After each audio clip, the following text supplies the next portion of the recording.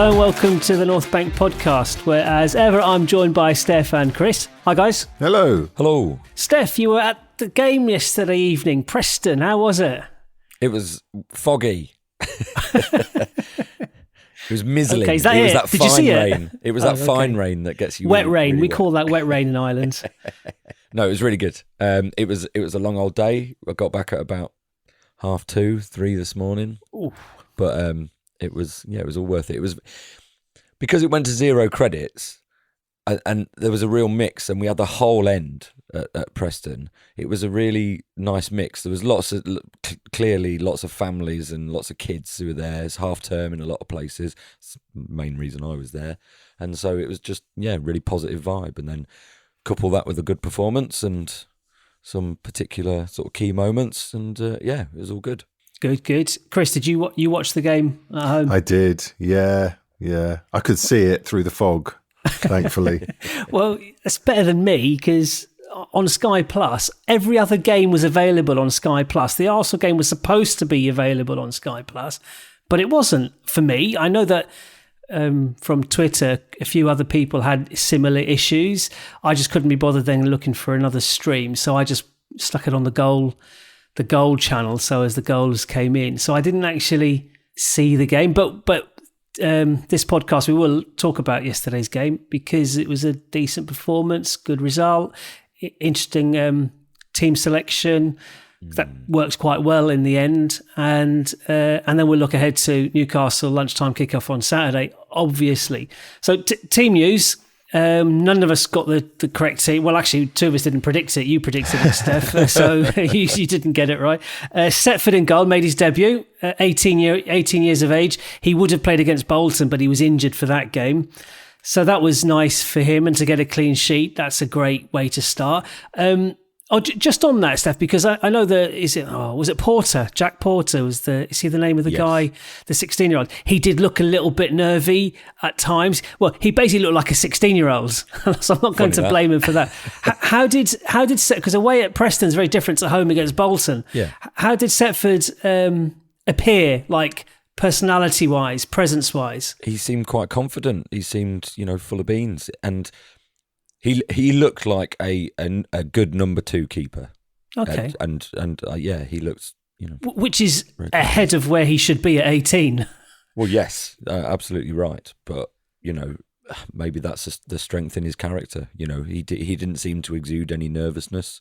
He had to parry one or two things, catch one or two things. Seemed, I mean, did he look... A couple of kicks went awry, but that's fine. In terms of his physicality, did he look like he needs to fill out a lot yet?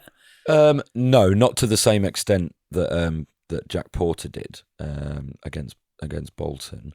But I again, where we were sort of about halfway up the away end, and we had the whole end at Preston. And so, perspective-wise, I don't really know where he's sat in terms of his kind of stature.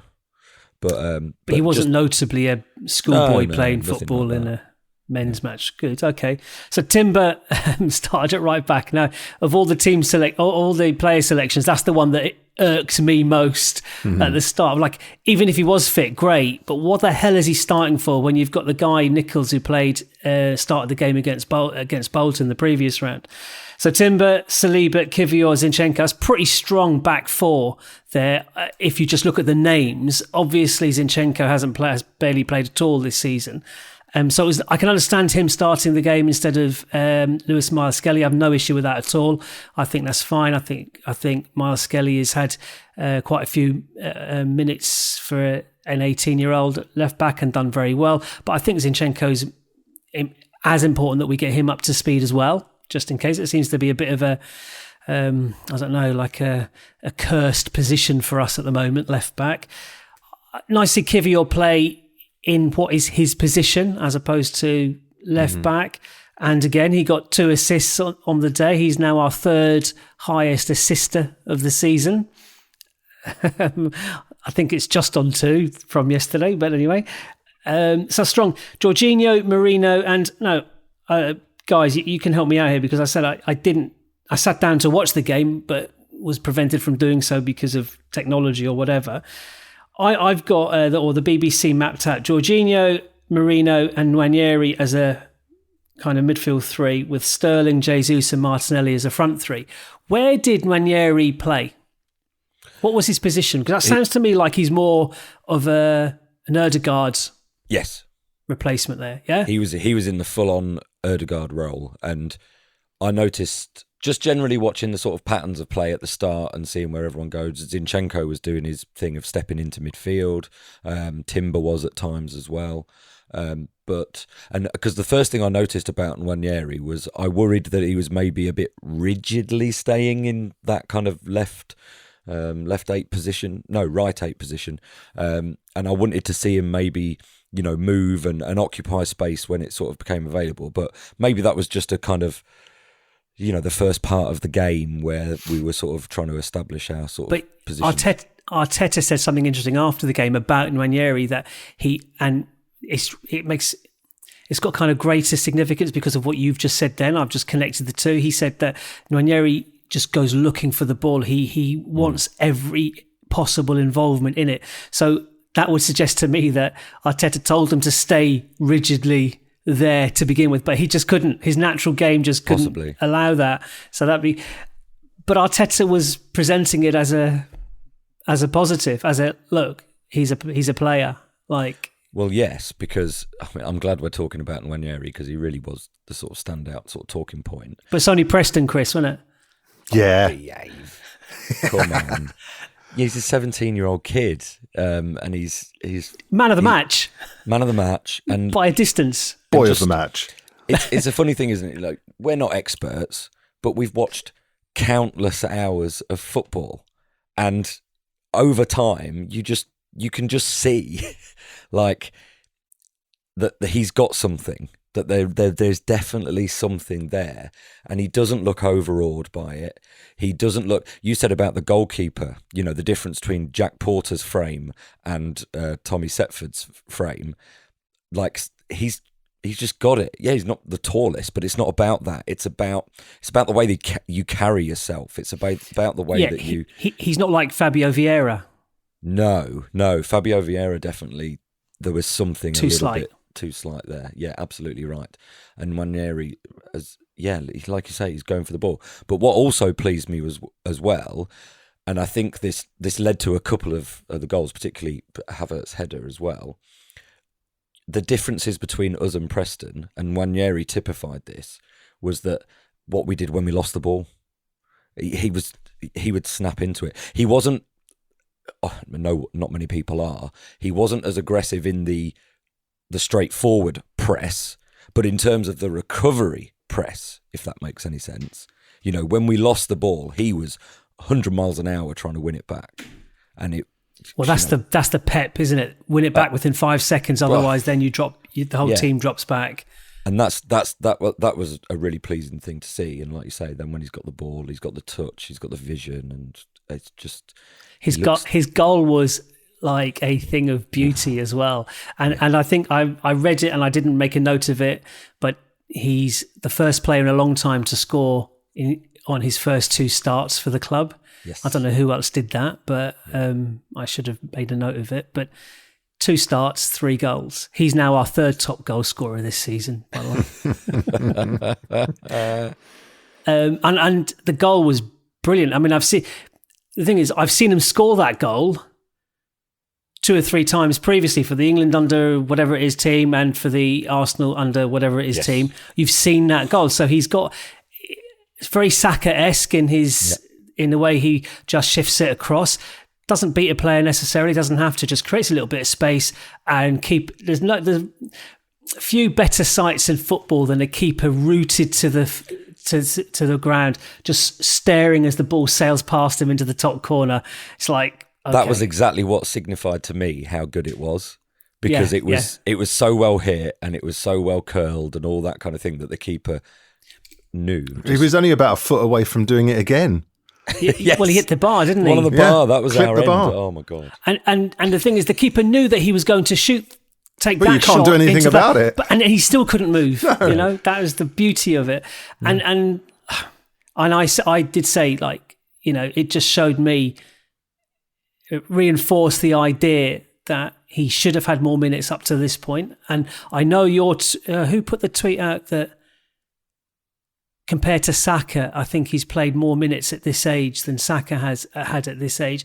And yeah, that's fine. I get that. I mean, I'm not asking him to start all these big games or anything like that, but it's just the context within that he finds himself within, with us missing Ødegaard. And so I'm really pleased that Arteta didn't play him in Saka's position, that he played Sterling in Saka's position. I'm really pleased that Arteta played him in the Ødegaard position, because that is where his game fits best, that we can see that already.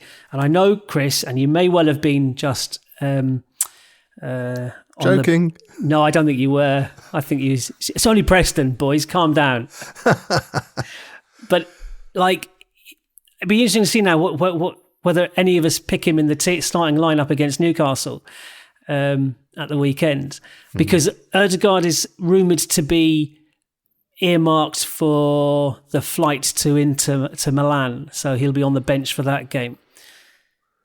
But we'll get on to Newcastle. So I'm still going through the team. So Jorginho, Marino, Nwaneri, and then the front three: Sterling, Jesus, and Martinelli. I want in particular to talk about. I'll get you guys to tell me, because I didn't see the game. How did Sterling play? Steph, you were actually in the ground. How was his game? The problem I've got is Sterling as a concept carries a lot of baggage, and because his signing on loan from Chelsea is essentially opportunistic. Yeah, that's exactly the word. Is opportunistic. It has to be framed so differently. Watching live, there were long periods in the game where, for me, he didn't pass my eye test. There was something in the body language that wasn't quite right, and that I totally admit that could be me getting used to his game, because he's the new player in our system. We've not observed him enough for 90-minute games yet. Exactly I certainly never did when he was playing for Liverpool or City. The ones that can be equated to it in the similar short term would be Marino, where I'm still getting used to his game, and I've seen flashes of it in the last couple, which have been, okay and good, and I can see what he's possibly going to bring. I thought he clearly had his best game against Liverpool. Marino did, and I thought had some nice sort of contributions yesterday before he came off. Sterling is, I think, got a little bit further to go. We're waiting for that thing. Now he had moments in the game where he can jink, where he can dribble. Maybe he has one or two too many touches, but there's obviously experience and things in there. The long-term one, but again, his frame slightly differently, would be Havertz. When Havertz joined and everyone was having those questions of, well, where do we play him? What do we do? What does he bring? We can see that there's clearly talent there, but how do we utilise it? And I couldn't help comparing certain elements where, like I said with Nwaneri, we lose the ball and we break our necks to try and win it back. Well, there were moments, Havertz came on, and I didn't want Havertz anywhere near the pitch, but Havertz, there was the through ball, Havertz is busting a lung to try and get to it. Everything's done with full commitment. I don't know if Sterling's up to speed on that, and that I'm not questioning his commitment. I'm just saying he might express it in a different way that I'm not yet used to. Few nice touches, should have scored at the end. Preston keeper did quite well. On a different night, he could have had one or two goals. So, okay, it's fine. It was okay. Do you think it's difficult because he knows he's only with us for the season, and his motivation? Must be a factor. I thought that would provide motivation for him, as in, like, distance himself from Chelsea and the Chelsea form, perhaps. There's also a more basic kind of possibility that he is on the other side of his peak, and that we're not going to see any better from him, certainly, than we've seen already, and that's something that no one can do anything about, really. We're just dealing with a kind of a player who's on that downward trajectory, and we're juicing him for as much as we can for the rest of this season. But the amount of effort he has to put in to be like a Havertz or a Martinelli, even the work rate, maybe we'll never see that. Yeah, and I think the positive side of things is, in terms of the quality he can bring in certain games that we're going to need him for the remainder of the season, that's still a decent option to have.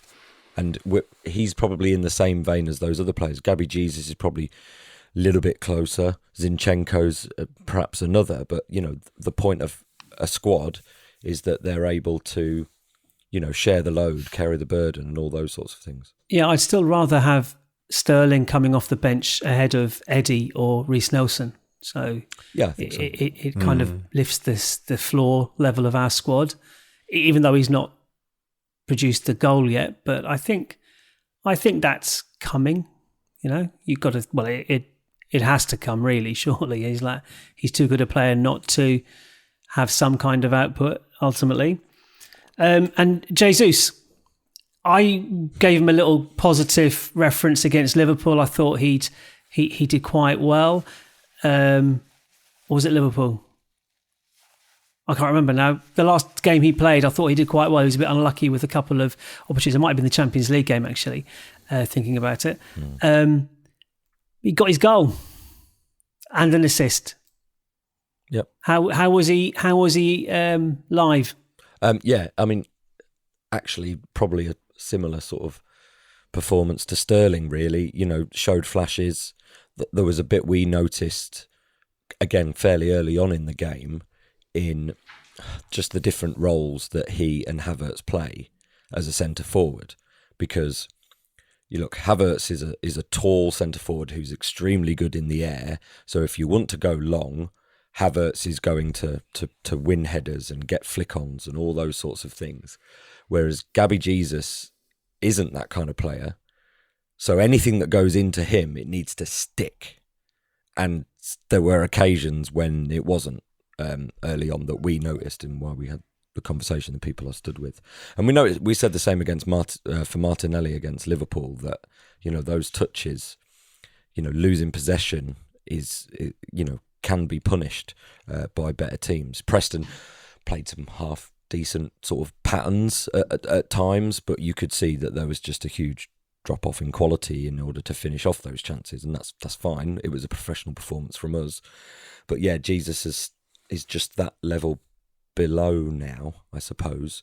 And it could have been reversed. Sterling could have been the one with the goal and assist, the way things sort of worked out, and so it was another okay performance. It was a 7, possibly an 8, because he took his finish well. Okay, and Merino and Timber came off at half time. I can't remember who replaced them at half time, but Partey was one, and I think Miles Skelly. That was obviously pre-planned, I guess. And the final nod for me is Aidan Heaven came on and made his debut. I think player 912 for Arsenal to make his full first team debut. So congratulations to him. He's a centre-back, isn't he? Who did he come on for? We came on for Nwaneri, but then we sort of shifted the whole... Yeah.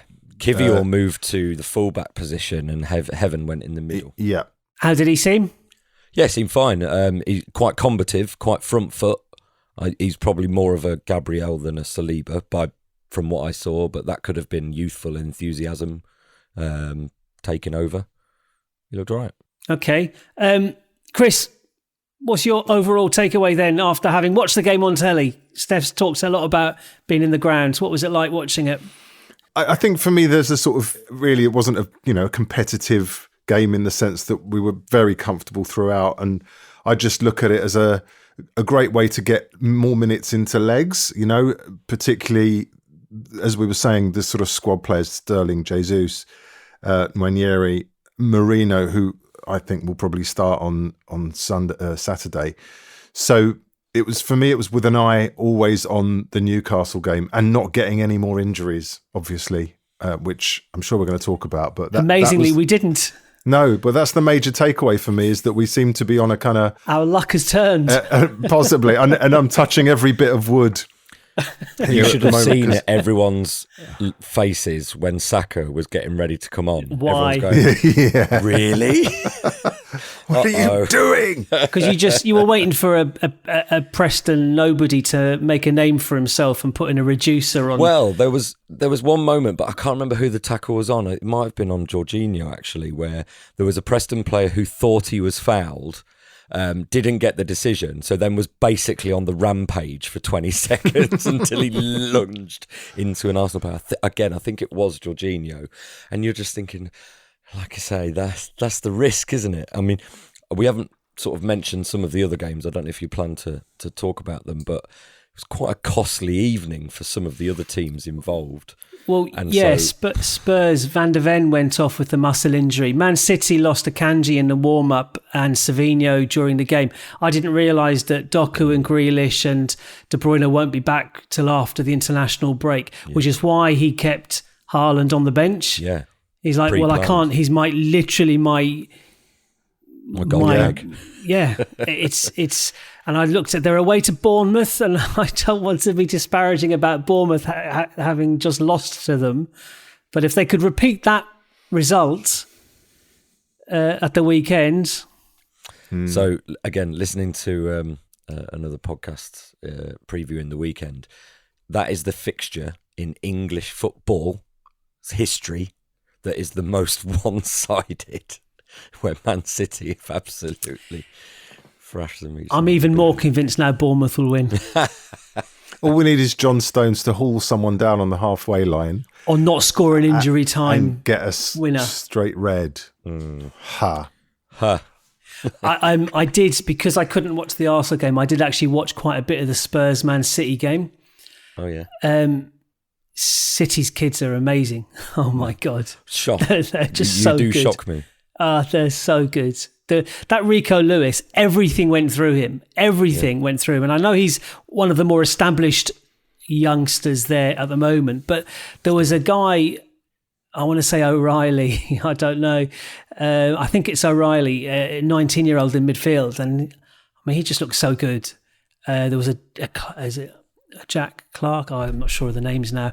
But I was watching thinking, like, these Spurs are giving it the big one, having knocked City out of the League Cup. But I'll tell you what, they were playing against a youth team pretty much, and they were second best pretty much throughout the entire game. They started well, and Spurs were only missing Son and Maddison. I think someone said Porro as well, out of their strongest team. So I mean, like, it's a tough one, because I messaged the group after Spurs went 1-0 up, and I thought, I've just had an odd feeling that Spurs have scored a goal, and I smiled, thinking, because it was against City, maybe my brain was tricking me into thinking it was a league match, but you know, I can't be disappointed about City. I think I kind of half jokes about it in the previous podcast about us playing a stronger lineup against Preston. I said Saliba would play. I also said Saka would play, and I was proven right on that as well, wasn't I? Because it's a chance for a trophy. And the draw. We've got Palace at home. I did kind of foreshadow that a little bit in the group as well. I said Palace at home. That's what we want. But I forgot the Southampton had got through the night before, so I would have preferred Southampton at home. But I'll take Palace at home. And Spurs play United. So that's another big team out. Newcastle knocked Chelsea out. It'll be interesting to see if we go stronger as the competition goes. If we do, obviously, overcome Palace, whether or not he will. Or semi-final, then I think he will. Think once you're into the semi-final, go stronger. Yeah. I think you have to. You have to play it. And it will be a mix. I think even against Palace. Yes, he will want a spine of. But that's a strong team that went put out yesterday. And Palace are no mugs, are they? And Eze went off injured, and Wharton went off injured as well. If you're just talking about, been carrying an injury, and apparently, and I think they were putting off an operation. I don't know if it's the same injury he's got, but Eze went off after scoring. He went off injured. But so I mean, Palace beat Villa at Villa Park. I'm wondering are the wheels starting to come off for Villa? They drew at the weekend in the league, didn't they? And now I think they play Spurs Spurs this weekend, so that'll be an interesting matchup. Yeah, I mean, I think is it the 16th, 17th of December? Yeah, we play Palace in that week in the league as well. So we've got Palace. Oh, fantastic! Where's that one? League, away, and then home in the Carabao. I think I've applied to go to Palace, so I'll probably be at the away game. But there's a nice little segue. Carabao, Steph. Oh, yeah. Talking about your attendance at away games, can you just remind our listeners why you're not going to the Newcastle game? What are you doing instead? That's the way you're having a go at me, like you ever go to any away games. I've literally... Hey, listen, that's through economic circumstances. Oh, yeah, because I made the money. Anyway, I got in at 3 o'clock this morning. I'm tired. As soon as I finish this, I'm going to bed. You're young. I don't feel young. Yes, I am going on a cheese-making course instead of going to Newcastle away. Ha, ha, ha, ha, ha, ha. See, look, Steph, I don't care what anyone says. I think you're great. Is that good? Does that qualify? There you go. I think that joke will mature. Whee! No. You just face it, Steph. It's not your day. But Steph, again, I don't care what anyone says about you. I'm very fonder of you. God, jeez. Okay, please, someone, let's talk about the Newcastle game. Oh, I've got a quiz. I'll set the quiz up. Oh, okay. It's an unusual quiz from me insofar as it's exactly the same as the last 3 or 4 quizzes. 1, 2, 3, 4. I want you to name, in the Premier League era, the 5 players who've played for both Arsenal and Newcastle. And we'll do this at the end, yeah? We'll do this at the end. All right. Yeah, 5 players. And I'm saying in the Premier League era because one of them technically hasn't played in the Premier League, but I'll run through that. So he's made an appearance for us, but it wasn't in the Premier League. So it's the Premier League era, so from 92, 93 to now. Okay. 5 players have represented both clubs. But we'll come back to that at the end, which I'm sure you can't wait for.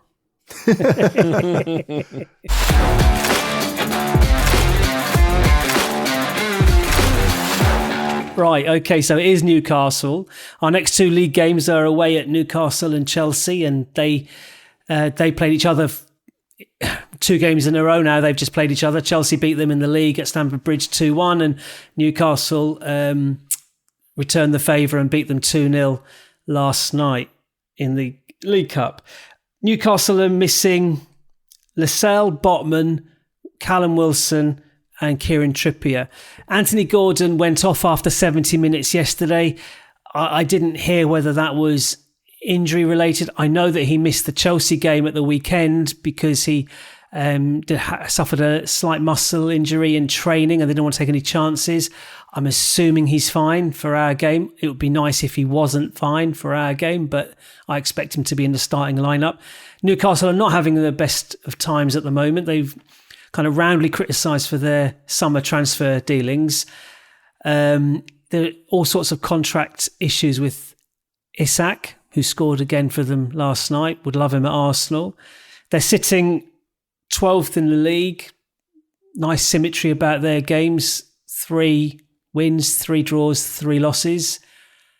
I don't think they're unbeaten at home. They drew with City at home, 1-1 earlier on this season. Again, look, it's away at Newcastle. It's a tough away ground to go to. I'm glad it's 12:30 kickoff on a Saturday.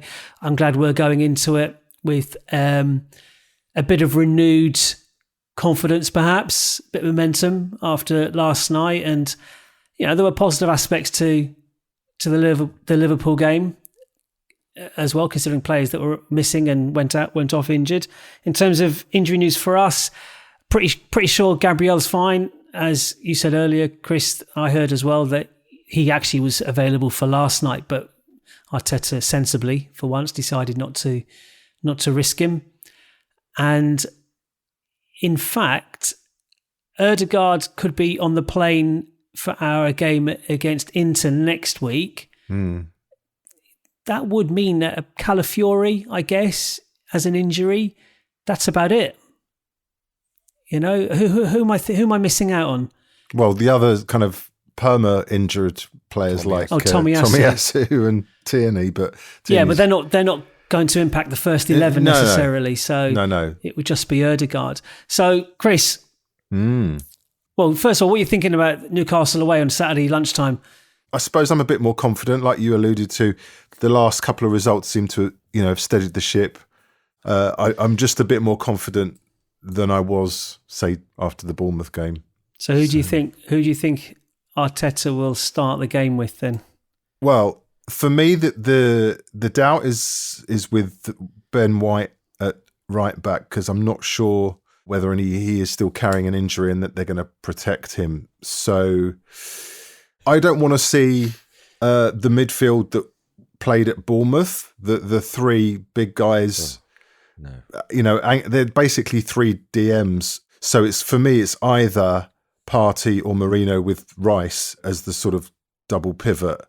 That's how I think it's going to go. So here's my prediction. I will go with White at right back, sort of hope more than expectation, with Saliba, Gabriel and Timber. Then it's Merino and Rice anchoring. And then we've got Saka, Havertz and Martinelli with Jesus. Okay, so Saka and Martinelli are the wingers in your four. Yeah. And Havertz and Jesus. So Havertz is kind of a false 9. Jesus is number 9. They'll alternate. I'm dropping Trossard and I'm preferring Jesus up top. Okay. I'll be amazed if he goes for that. I think that's a bit porous, perhaps. Well, it's better than having a single pivot. And I know, like I said, Merino is more combative. He'll be fighting with Guimaraes, basically. Yeah. No red cards, please. Wow. Go on then, Steph.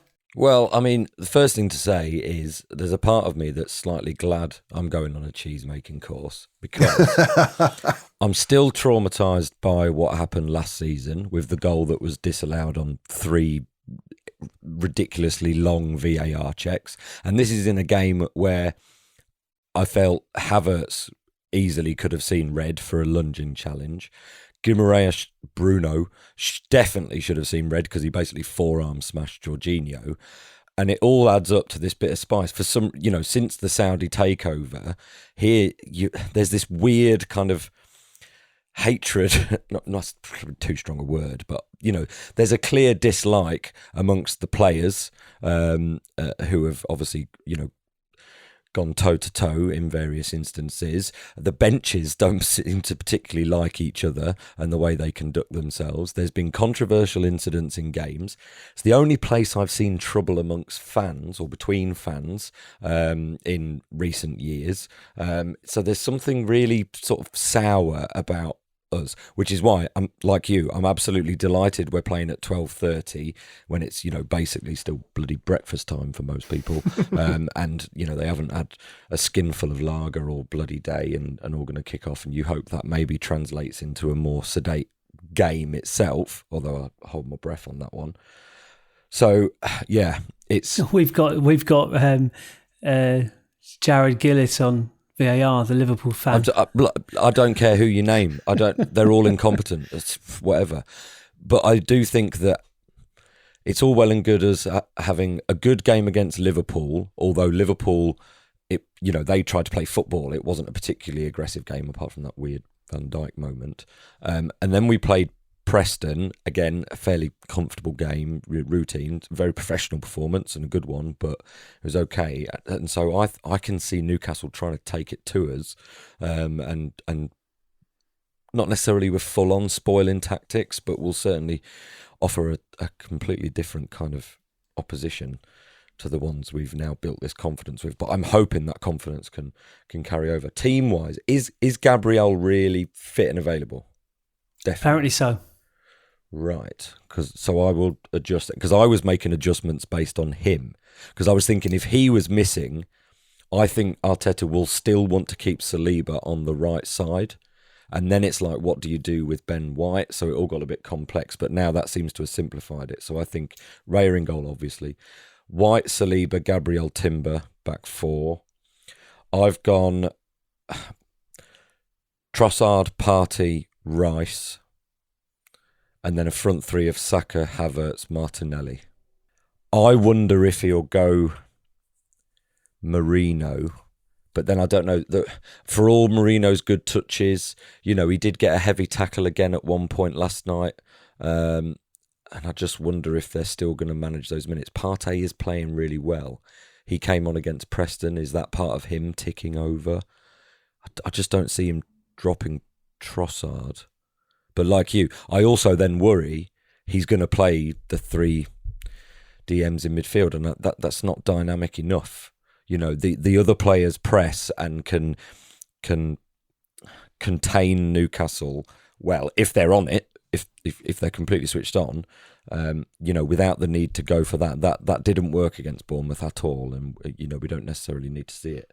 Rice is obviously coming back in, so would Rice sit in and then Partey swap out for Merino? I don't know. I've gone with Partey just because I think he's on form. I think Merino could be a good option off the bench depending on the way the game is going. And that's it, really. Okay, yeah, I've changed my mind. Oh, so I've gone. It's hard. I've gone for Raya in goal and the back 4 with everyone fit as we would. Timber at left back, White at right back, Saliba and Gabriel in the middle. I did have the 3 big guys, and my reason for picking these was because I think Marina's a better player than I think he's bedded in more than it was at the Bournemouth game. Yeah. So I think he's got more minutes. He's more like Havertz took, how many games to acclimatise to what was required from him in that particular position. So I initially put down Partey, Rice and Merino because it's an away game against a difficult. That physicality is important as well. So I actually think that's the team. I think Arteta will pick those 3, Partey, Rice and Merino. But I'm dropping Merino for my team and I'm playing Nwaneri because he played him in that Ødegaard role. I think he did that deliberately as a trial to see how we would do with the next week's games in mind, perhaps. I've got Saka and Martinelli as the 2 wide players. Trossard is the player for me that drops out. Whether it's Merino or Nwaneri, Trossard is the one who drops out, and Havertz as the kind of number 9. I think play Havertz furthest forward. I think that's his position because he drops back anyway. He's a machine. Well, we're essentially playing 4-4-2, really. When if you think of the Trossard pattern of recent fixtures, it's him and Havertz kind of leading the line, albeit way more dynamically than 4-4-2 suggests. And it's not been dynamic though, has it? We haven't opened teams up. We played well in the first half against Liverpool. Yeah, and even then, I noticed at the start of the game against Preston that Nwaneri was holding that position, and is that Arteta, wanting that rigidity, that control that we always bang on about. And so we say 4-4-2 without the dynamism, but I think if that's the case, then Merino, Partey and Rice give you even less. Where's the ball carrier? Where's the... Rice does it, but he tends to do it late on, weirdly. Early on, he will sort of hold and sort of work the game out before he sort of does anything. And Partey's a great interceptor, but he'll then release the ball quickly and it's up for other people to create things. So, yeah, Trossard kind of makes it work a little bit more at the minute, and I'd love Nwaneri to start, but I was going to say better than Nwaneri would. Well, no, probably not, but I think, I don't know, given the way Trossard got better as the game went on slightly against Liverpool, and as we got worse as the game went on against Liverpool. We sat back more as a team collectively. I'm not sure he individually did that, but look, I'm trying to predict Arteta's team. That's what I think. Martinelli lucky to start another game, or would you play? No, not against Newcastle. I'd play him against Newcastle. I think the directness and the effort. I don't know. Who'd play? Because you'd play Trossard there, wouldn't you, instead of Martinelli?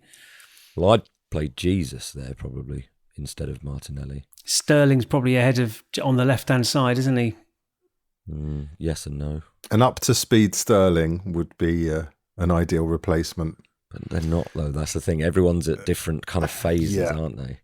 It's all very bitty. And I really thought Martinelli had turned a bit of a corner, and then it just posted some indifferent performances. Maybe this is the weekend. He scored that. Do you remember that goal that I didn't celebrate, Holly, at the Emirates against Newcastle? That Martinelli scored. Great goal, yeah, brilliant goal. Maybe Newcastle are the team that will ignite him. Well, here's hoping. Here's hoping. And indeed. why didn't I celebrate that goal? Because I was convinced VAR would rule it out. Yeah. And it was bloody brilliant, and they didn't rule it out, and I didn't celebrate it. And I hate myself for it. I did exactly the same. But that's my first response. But before VAR, my first response, whenever the ball hit the back of the net, was to look to the linesman and see if the flag had gone up, and then celebrate. It was that was a nanosecond. Obviously, you could just do that straight away, and you didn't get the moment wasn't lost. But VAR, it's like, well, I don't know. From our angle, when we're just guessing. The ball would have to go in from like 30 yards for us to be in any ways confident that it was going to stand straight away, unless there was a player standing in the goalkeeper's eye line, then there's that possibility. Anyway. I don't know why, but you're making me feel like I'm schizophrenic or something, because like before the game, I will overthink everything, and I'm talking about VAR and all that kind of thing there. When the ball hits the back of the net and I'm in the stadium, I forget the idea of what a linesman is, let alone have the awareness to look for one and see if the flag's up. I'm gone. It's worse. I catastrophize everything in life. It's like we're the opposites of each other in depending on the context. But yeah, once the game's like, as long as the game's 0-0, I'm absolutely fine. A big game, as long as the big game's 0-0, I'm okay. The second we go 1-0 up, I am all over the place. I'm putting me running gear on. I'm going for a run. It's like I just cannot cope with that, because then we've got something to lose. Have you thought That's about why the therapy? Champions League final in Paris was a nightmare. It's like I had no expectation. Like I'd hope, but I had no real expectation that we're going to beat Barcelona. It'll go 1-0 up, and it's like, oh no, this is the worst moments of my life right now. And it's like, you're winning 1-0, yes, but we're going to lose it now, and I've got it. I know what it feels like. I can taste what it feels like to win this game, because if it ended now, we've won this game. You just know, what's around the corner. But anyway, Chris, what's your team? No, you've done your team. What's your score prediction?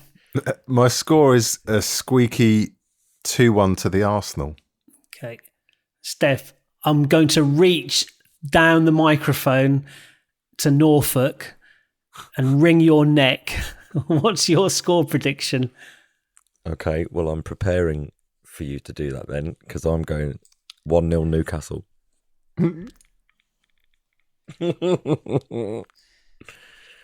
Lightning striking twice. I've gone for 2-1 us as well, Chris. So shall I deliberated over 3-2 or 2-1. I think Newcastle are good going forward, but they're not great defensively now. I think their keeper's having a bit of a mare recently as well. So I think there's goals in it for us, especially we've scored 5 goals in 2 games as well against Liverpool, who don't concede, and then obviously Preston with a different lineup perhaps, but although I know Havertz got on the score sheet. Great header. Yeah, it's brilliant, wasn't it? Good cross from Kivior. Good cross from Kivior. And what I liked about it as well was that basically we'd gone on the attack but lost possession, but won it back so quickly we were able to recycle it and almost catch them cold. It was really impressive. You could just see it. We were like a swarm. It was a really professional, it was a really good performance. Liked it. But you're still saying we're going to lose 1-0. Yes, and I'm just in that place now where I'm doing I'm catastrophizing, but I'm catastrophizing before it's happened. I don't back us to lose. Oh, okay. Well, so you're not doing bet me at all because I'm too poor. You're not doing a me. I don't have anything I can afford to lose. You're doing a you. This is you. This is all you. Well, anyway, I should also say to you two that basically I will be doing a likely lads and trying to avoid it. I'm going to record the game. I'm going to go to this cheese course. I'm going to completely tune out. The phone's going off. It will be music on in the car. And then I'm going to get back here and I'm going to watch the game straight away. Right, I'm just going to post 1-0 Newcastle everywhere you could possibly find it. Well, where would I find it? I'm going to find out where your cheese-making event is. There can't be that many.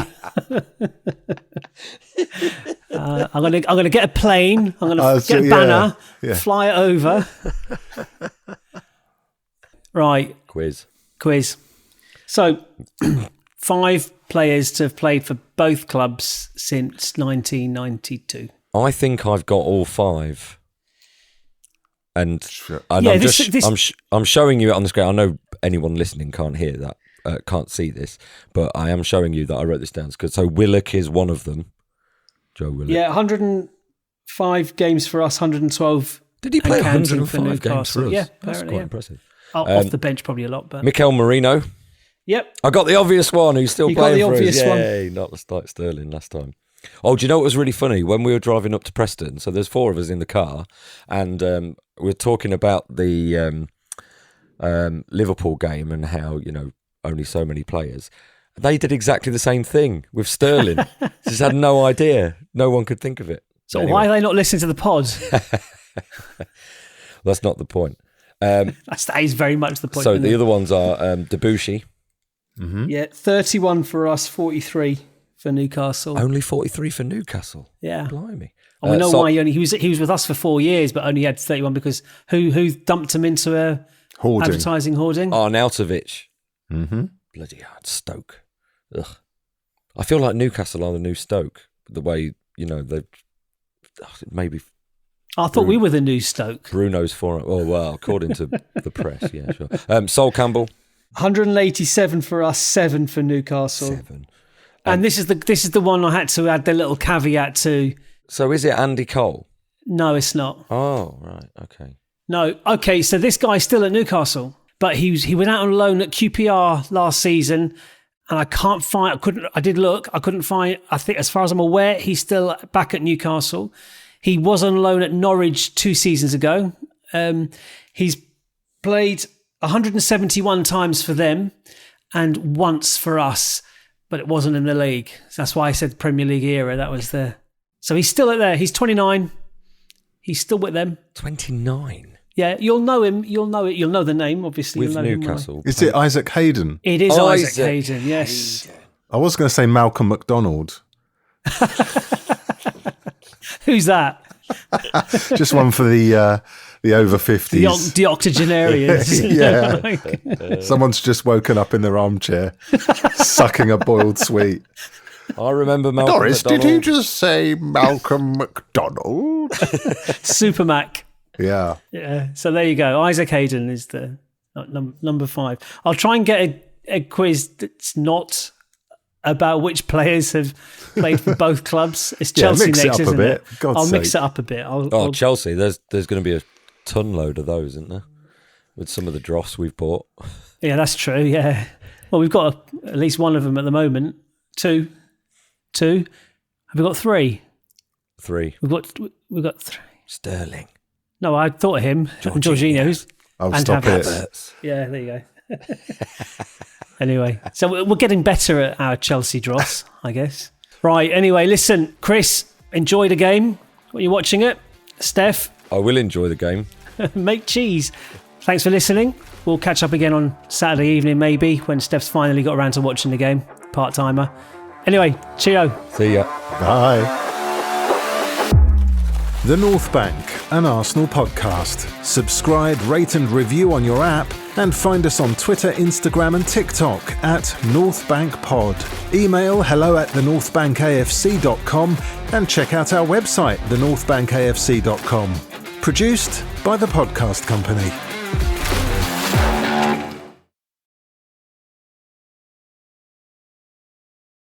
Smell my cheese. Smell my cheese. I've got cheese.